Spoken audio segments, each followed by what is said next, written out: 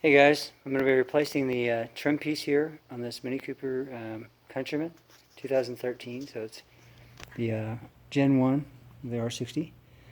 So it's pretty straightforward. There are some clips on the back of the trim. You can see that. Focus in. And those clips are basically there are three on the outside and three on the inside. And then a couple on the top and the bottom.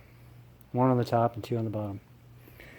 So, just show you basically what I've done here to pry it out. Those clips, the clip is on the light itself, so you need to pry away. And actually, it's pretty straightforward, pretty easy. Push it away from the light. Try not to scrape the light. If you have a plastic tool, that'd be better. I do not.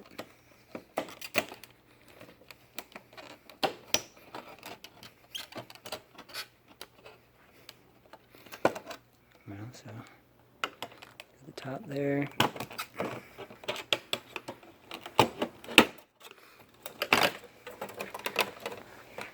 And that top, this top one gave me trouble on the other side too.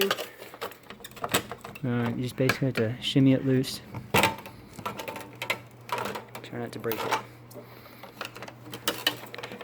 These trim pieces are kind of pricey, so you don't want to break it. Oops.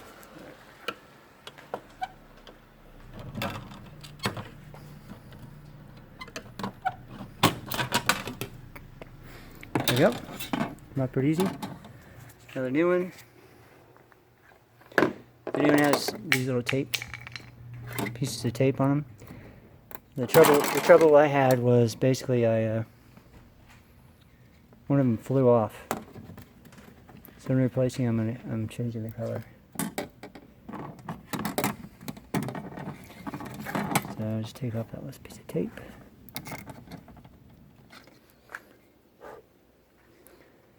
And then we'll put it back on the same way we took it off.